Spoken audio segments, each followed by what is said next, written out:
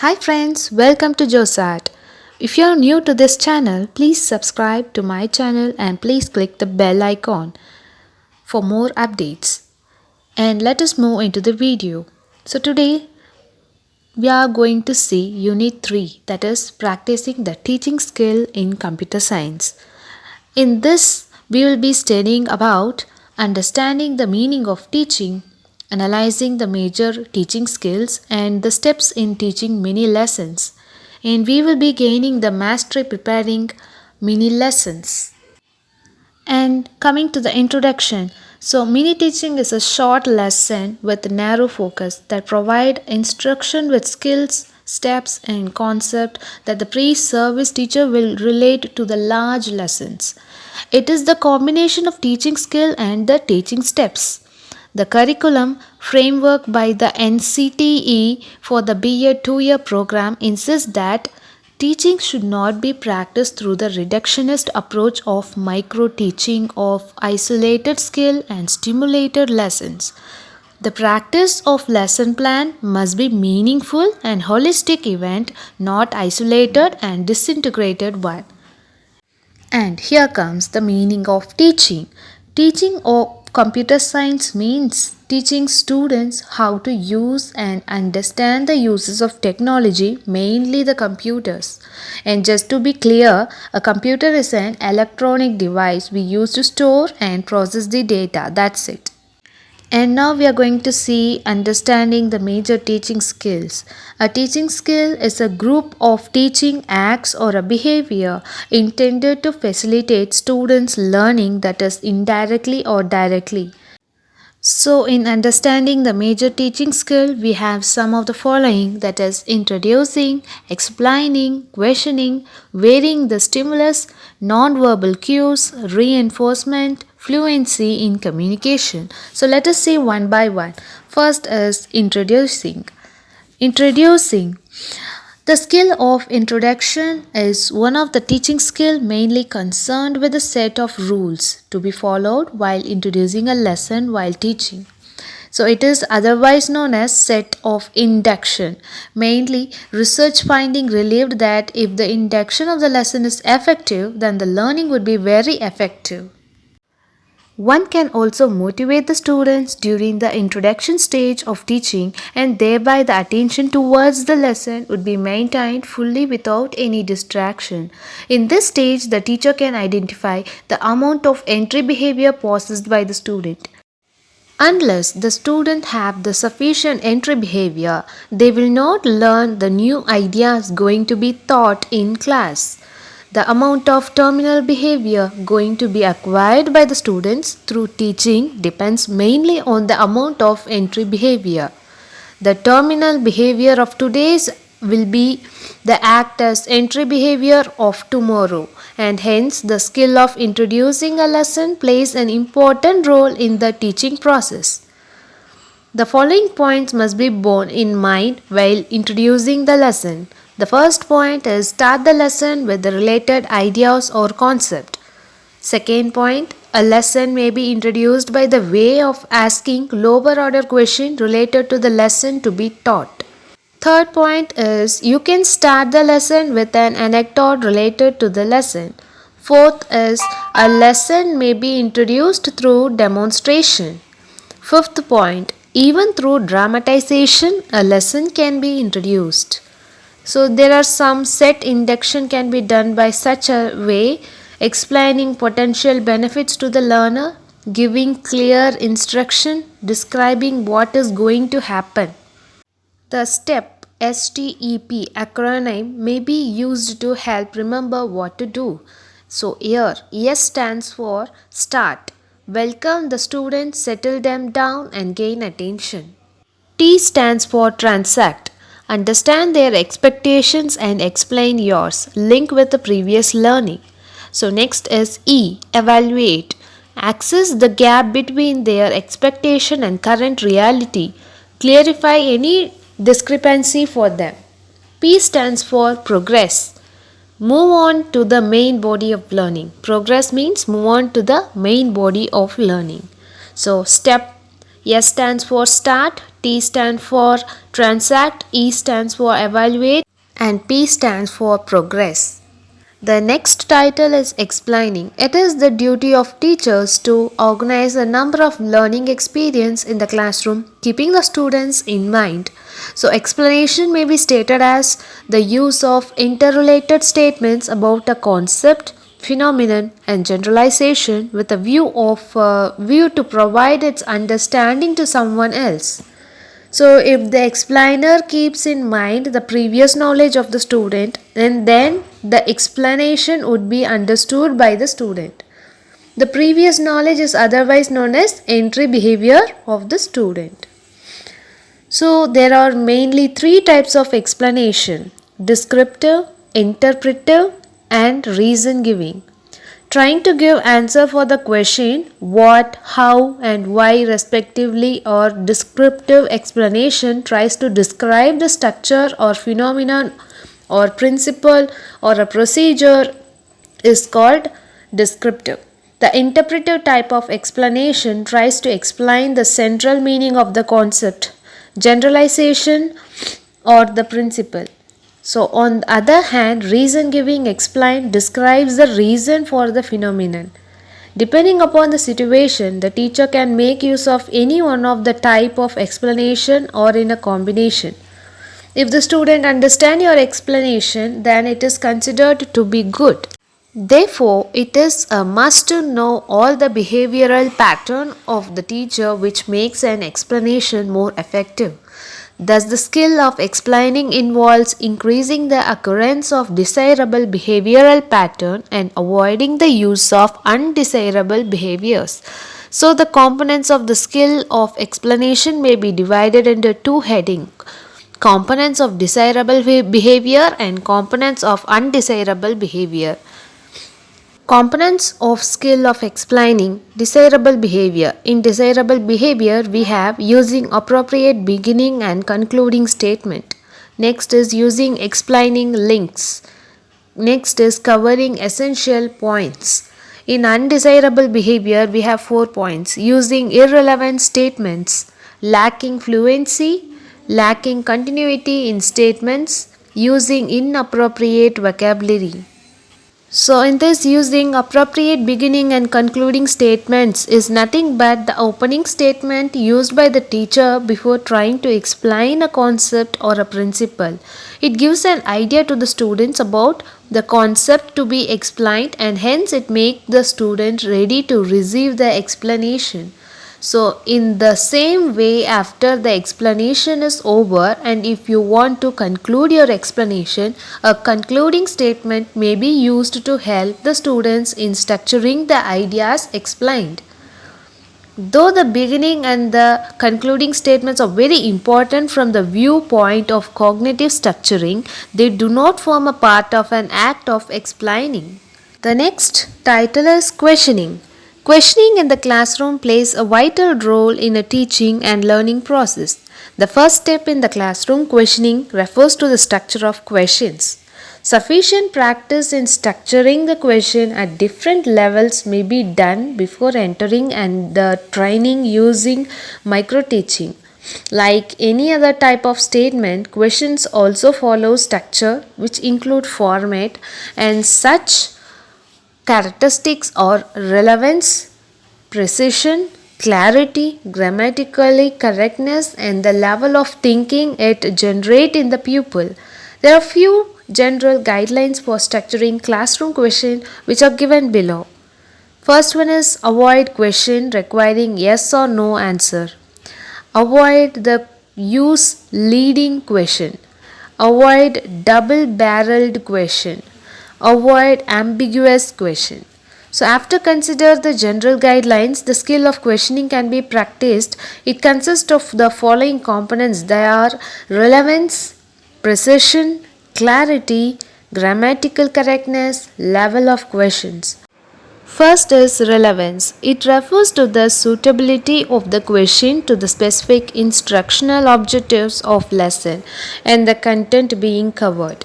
In other words, the question asked by the teacher should be pertained to main themes of the lesson needed to be avoided. Next is precision. So it refers to the length of the question with respect to the context of classroom question. Next is clarity. Clarity refers to the understandability of the language of the question. An effective question should not use terms that are beyond the understanding and experience of the student. Next is grammatical correctness. If a question structured by the teacher is not grammatically correct, it creates confusion in the mind of the students. So, for such questions, students take more time to understand and to answer. Thus, some of the source of this error observed in the classroom are not using appropriate interrogative at the beginning of the question, and second is use of inappropriate tenses and the use of double negative in a single question. So there are levels of question. Levels of question means there are different level of questions stimulate a corresponding level of thinking in student. The level is determined by the structure of the question. So students' response also provide a clue to thinking level which the question has generated in them. Therefore, questions can be structured at different level which generate thinking at corresponding level in the student. There are three levels of classroom questions: lower order question, middle order question, high order question. Coming to the next title, varying the stimulus. The attention of the student on the lesson thought is very important for making teaching effective, as learning in the classroom mainly depend on the attention of the student on the subject. Normally, their attention tends to shift from one stimulus to another frequently, and it is a challenging task to the teacher to keep the attention of student intact and fully on the subject taught. It is teacher fail to do so, learning cannot take place. To secure and to sustain the students' attention, the element of variation may be introduced in teaching. The variation may be introduced in several ways depending upon the teaching activity. For example, variation in voice, variation in teacher's position, variation in gesture, etc. may be appropriate used in teaching activity to sustain students' attention. Keeping this idea in mind, the skill stimulus variation has been developed. Stimulus variation is nothing but the set of teachers' behavior that tends to secure and sustain students' attention in teaching and learning process in the classroom.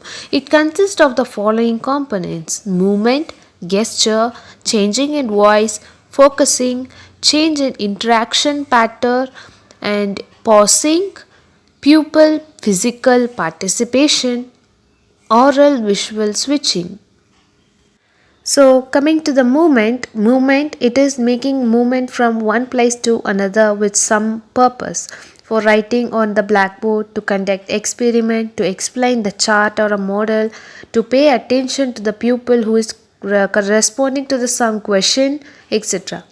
The second is gesture. Gesture means these include movements of head, hand and body parts to arrest attention, to express emotion or to indicate shapes, size and movements. All these acts are performed to become more expressive. Change in voice. When the teacher wants show emotion or to put emphasis on a particular point, sudden or radical change in tone, volume or speed of the verbal presentation are brought out. The change in the speech pattern makes the pupil attentive and creates interest in the lesson. Next is focusing. The teacher draws the attention of the pupil to the particular point in the lesson either by using verbal or gesture focusing. In verbal focusing, the teacher makes statements like "Look here, listen to me, note it carefully." In gesture focusing, point towards some object with fingers or underlining the important words on the blackboard. When two or more persons communicates their view with each other, they are said to be interacting. In this classroom, the following three styles of interaction are possible: teacher, class, teacher to pupil, pupil to pupil. So all types of interaction should go side by side to secure and sustain pupils' attention. Next is pausing. This means stop talking by the teacher for a moment. When the teacher becomes silent during teaching, it is at once draws the attention of the pupils with curiosity towards the teacher. The message given at this point is easily received by the pupil. Pupil physical participation. So pupil tends to prefer those lessons in which they get an opportunity for physical participation. It holds their interest and attention in the task in which they are engaged. Physical participation can be in the form of handling apparatus, writing on the blackboard, and so on. Oral visual switching. The teacher gives information to the class verbally about something. This is called oral medium. When the teacher is showing map, chart and object without saying something, then it is called visual medium. If the teacher is giving information to the pupil through any one medium for a long time, it is possible that the student may lose attention to what the teacher is conveying to them. Therefore, it is essential for the teacher to change the medium rapidly in order to secure and sustain the pupil's attention to what he says. Next is non-verbal cues. Express non-verbal cues of power. It is primary express feeling. Non-verbal cues are gesture, posture, movement. Non-verbal or verbal plays a vital role in the teaching and learning process. Non-verbal cues in the classroom occurs with distance, physical environment, facial expression, vocal cues, body movements and gesture, touch, time, physical attractiveness and dress. Next is reinforcement. Every responding pupil of the class needs social approval of his behavior. To satisfy his need, he is always eager to answer each question known to him.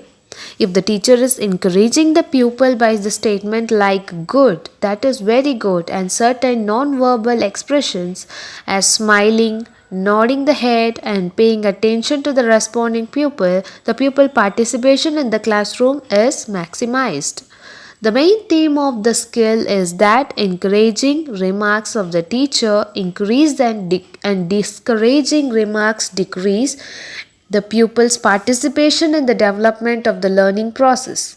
So keep this idea in the mind. This skill of reinforcement may be well explained with the following components. First is positive verbal reinforcement, positive non-verbal reinforcement, negative verbal reinforcement, negative non-verbal reinforcement, wrong use of reinforcement, inappropriate use of reinforcement. Let us see one by one. Positive verbal reinforcement. There are positive comments given by the teachers on the correct response of the student using the words and phrases like good, very good and excellent. Repeating and rephrasing pupils' response. Using students' idea in the development of the lesson. Using extra verbal cues like to encourage the student. Using prompts like carry on, think again, etc. to help the people give correct response. Positive non-verbal reinforcement. Coming to that, the teacher gives comment to students on their correct response without using the words. This she done by nodding the head, smiling, patting, looking attentively at the responding student, writing the student's answer on the blackboard. The teacher encouraged the student to participate, maximize in the development of the lesson. So coming to the next, negative verbal reinforcement. The teacher gives comment on the incorrect or partially incorrect response given by the student.